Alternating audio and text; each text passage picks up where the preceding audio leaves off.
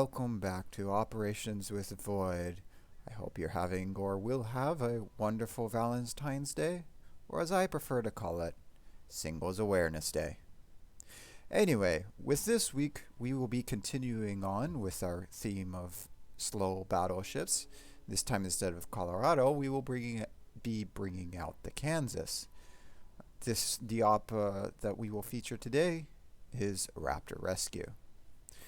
So without any further ado, let's go into battle. Before we actually go into battle, I'd like to explain a little bit about Raptor Rescue. As this map, this scenario, has the most variations out of any of the current operations. Over here, where the carrier is, that is where you initially meet up with Raptor. And the first wave of enemies will always be a battleship and a cruiser spawning up north, and a destroyer that spawns over here and heads towards you. And as a carrier, you usually want to spot the destroyer first, just pop fighters over it, and then you can go attack the battleship as you please. That really helps the rest of the team as a carrier. As a battleship, you can't do that, but you can at least throw your very first salvo at the destroyer. The second wave is where the variation starts coming in. You will either have the second wave spawning with 3 cruisers up here, two on one side of the island and 1 on the other.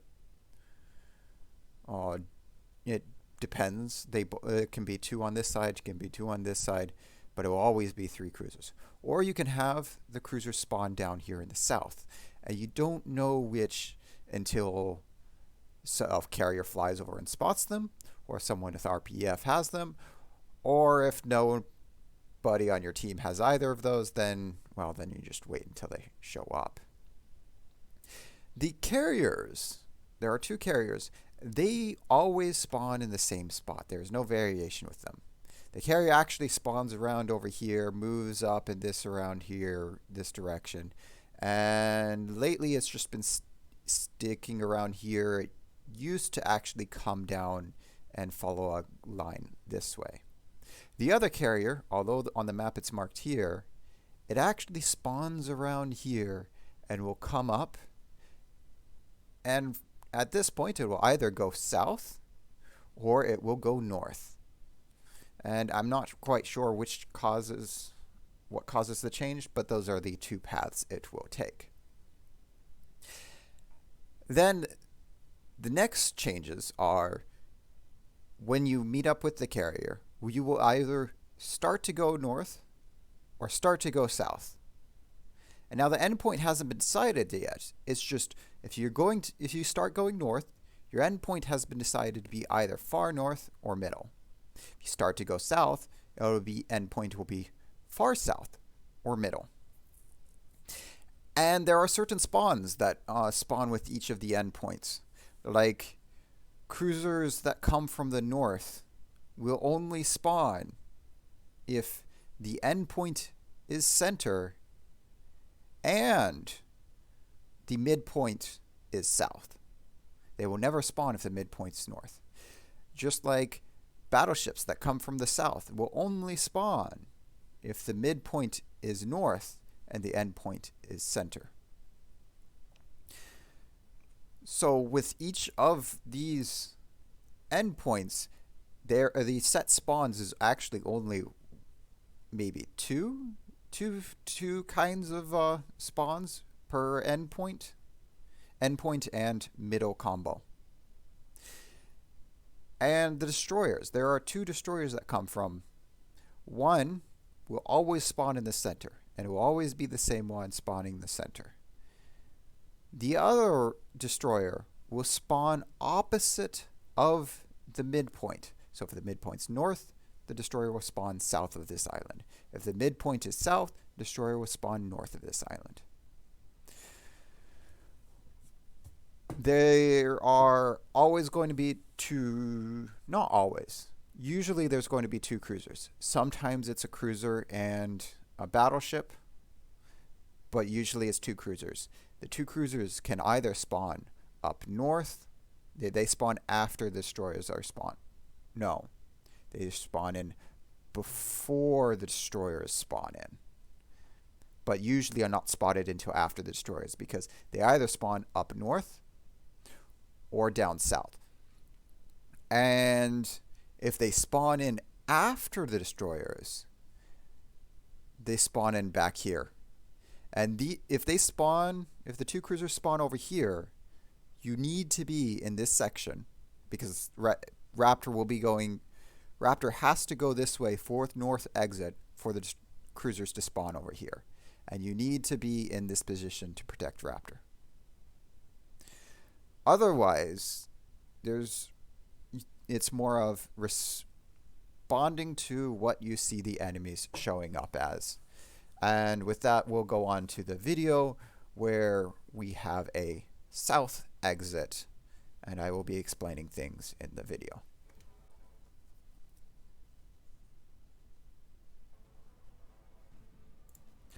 Okay, now that I've given a brief explanation of how the Raptor Rescue scenario works, we'll go on into battle, where I'm actually driving the Kansas.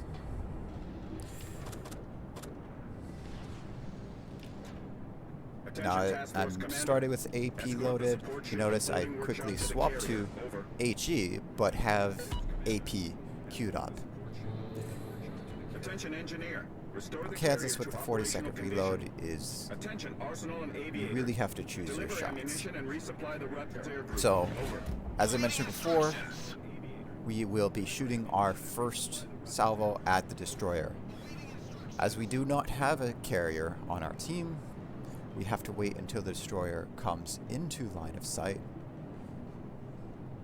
And if you see, I'm looking around just to make sure that I'm not running into anybody and I can turn a little bit. I'm detected, so the destroyer is nearby. We're just watching where we're going, keeping our guns on target for the destroyer whenever it pops up. There it is. And notice how it's not a pop shot. I'm actually lining up my shot because it reloads so slowly. And we're rewarded with 3 hits, 5k damage. That would have only been 3k if it was AP.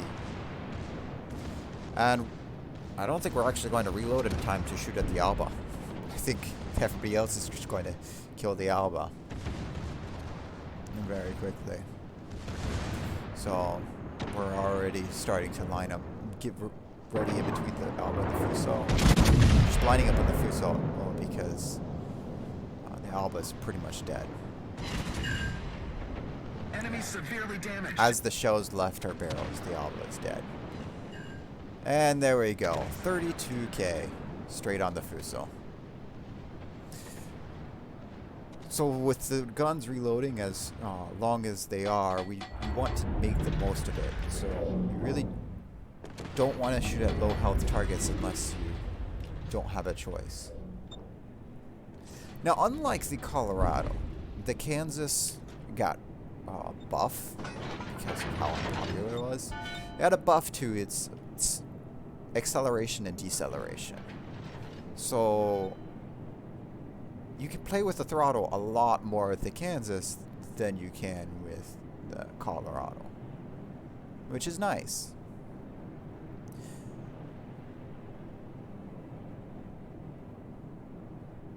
Now, we got word already that it's going to be north. We're just waiting for them to come. As a battleship, one of the ways you can tell, you can determine if it's north, is you can fire a gun. If you notice, our gun range is so far that the bloom would put detection over to the moon. And here we're just detected anyways. And there they are. So that's one way to figure out if it's north or south. The other way is have someone who has RPF. And for battle on target, 5,000 is not bad. But we really probably should have waited and shot at the Miyoko up north instead. And there's a Zara in the way. So we're going to try and squeeze past the Zara. Putting our guns to the Myoko, but it doesn't look like we're going to get a good shot. So we're looking back at the Alba. Hopefully to delete it. But not before it goes behind the island. So we're going to go back to the Myoko.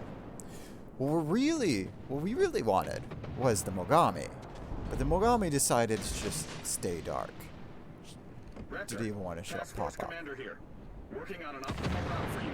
And this is at the point where it's turning, so it could turn. It sometimes actually does turn in all the way. And we're waiting to actually see what that Myoko is going to do. If he's just going to go straight or is he going to turn one way or the other. And then we're going to shoot. This is Raptor. And we only get one hit. So all that patience and we get nothing. So probably should have shot earlier. Oh, and there's the Mogami. But he's also kind of at a point where it's not a good place to shoot him. Maybe once we finish reloading, he'll have a good turn, be a good broadside. Steady pace for us to shoot at. Attention, squadron commander. According to reconnaissance data, one more enemy aircraft carrier is So it had slowed down right there, so that's why we're not leading as much. And there we go, 27K.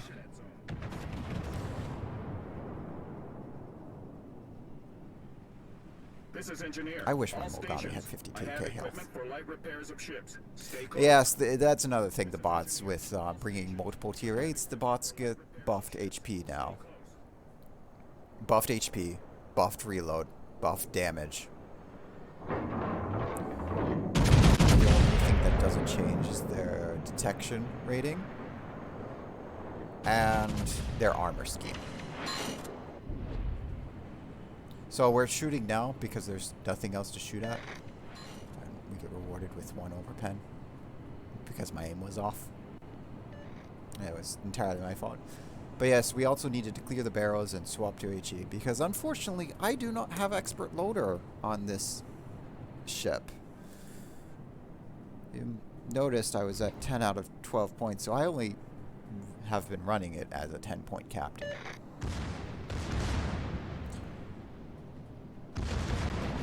So we have HE loaded for these destroyers. Which thankfully we have German battle cruiser backing us up or taking the lead. And here we get to watch as the destroyer takes nothing. 3 incapacitations, but the destroyer is so small it takes nothing. So we're actually playing with the rudder because we don't want to take torps. We are pre-dodging. Dodging before the torps are even spotted in the water.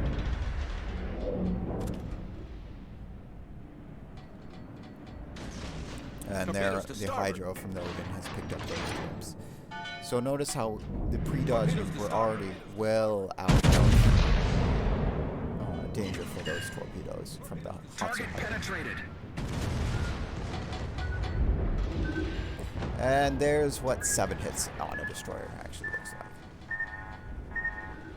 And if Ibuki torps come in, because of the acceleration, we're able to dodge them without any issues.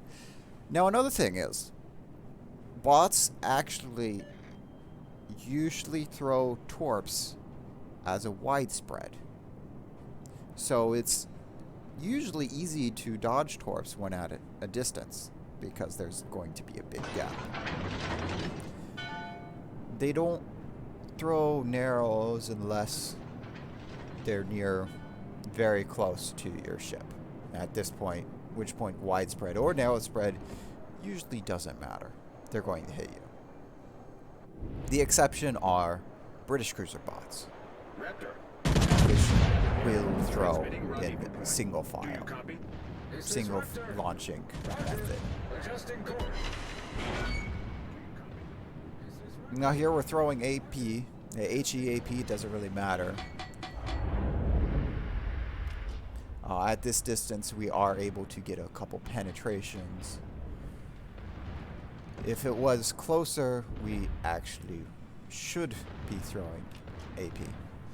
Now, if you notice, Raptor just got to the south, the mid-south, and now it's headed all the way south.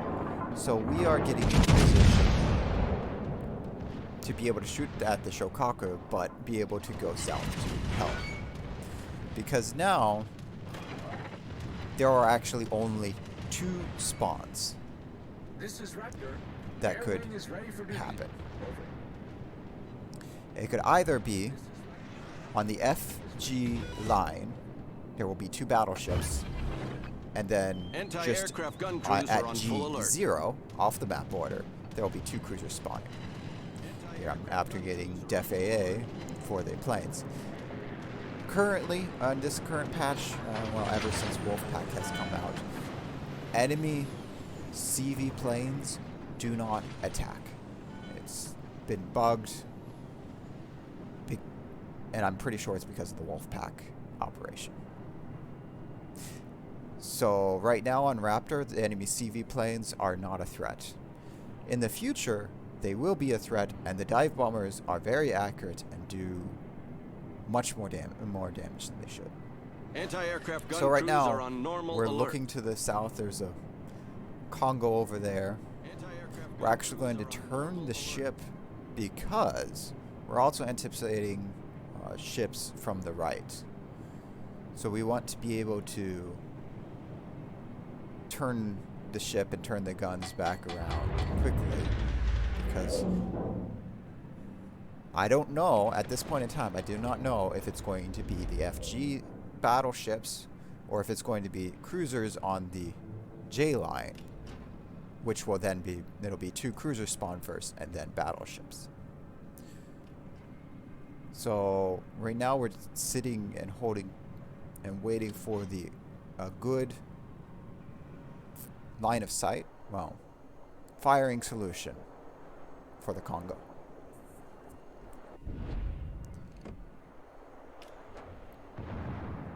And actually here I should just pop my spotter so I can see above the island. Enemy destroyer detected. And noticing the secondaries pop off, I see the battleships. But since I'm already aimed over here, I'm going to see if I can hit the Congo. I don't think I led enough for that one. And then we're going to, as we're reloading, we're going to turn our guns. Now, yeah, okay, I only got a ricochet on that. I was disappointed when that hit too. Now, since there's a Nagato and a Key is basically a Magi, but with torpedoes and more armor. They both have the 410 millimeter guns. We don't really want to show too much broadside. Now the Nagato, we can actually overmatch the nose because it has a 27 millimeter bow. Notice how as soon as we show too much broadside, we start taking a bunch of pens. But also, we got a bunch of pens on the Nagato through the nose. Because this is a tier 8 battleship, it has the 32 millimeters of bow and stern armor. Their 410s do not overmatch. So we're actually waiting for a little bit more broadside, seeing if we can maybe possibly get a shot on a cruiser.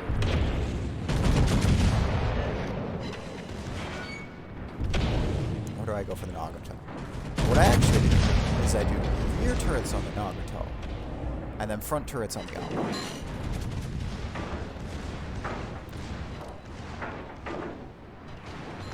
Although we're a bit too close for the Alpha to get penetrations. Now this is a little bit dangerous as we are very close to the key. and giving way too much broadside. Luckily, the heel comes off fairly quickly. The ship is on fire. Now I want to get my front guns off, yes, but torpedoes are coming in. So I went ahead and popped the DCP early because of the fire, and I saw where we want to take a torp, and I did not want to have the flooding as well.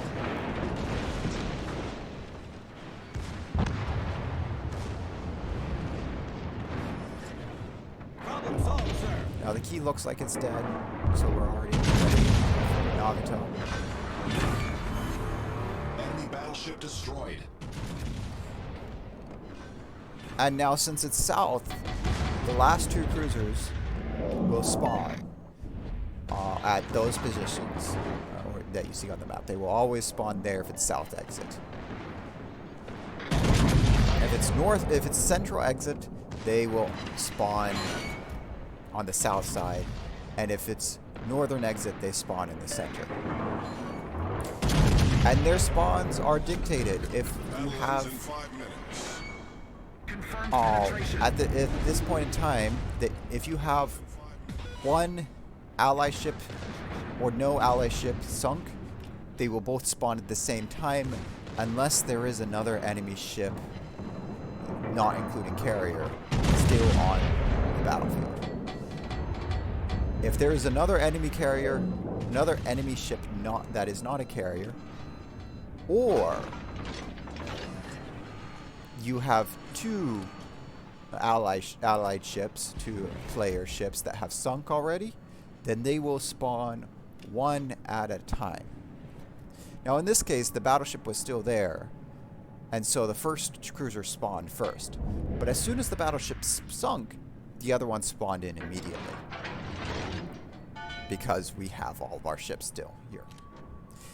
If we were missing two ships, the cruiser would not have spawned both at the same time. They would have only spawned one at a time, and the next one would only spawn after the first one was destroyed.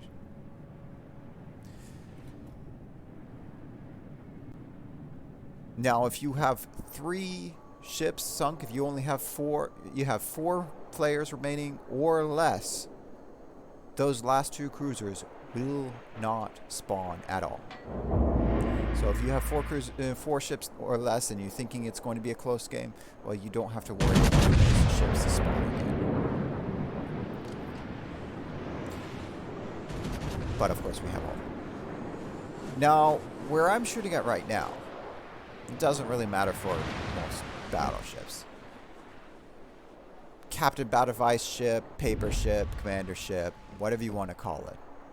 If you torpedo it, you get a secret achievement. It's called Insert Coin. There's no lines and no aiming reticule, but you will get an achievement if you hit it with torpedoes, and that's what everybody's doing. However, the downside is it is counted as an enemy and it will spot you. So if you're a destroyer or you're something that doesn't want to be spotted, you don't want to be at the end because it will spot you. And with that, that's the end of Raptor Rescue. It is also probably the longest because you have to wait until Raptor gets to the end. It's the longest operation for that. So if you notice there, we're second on the team. If we had done more damage, maybe we would have gotten first or actually gotten more kills instead of just done damage.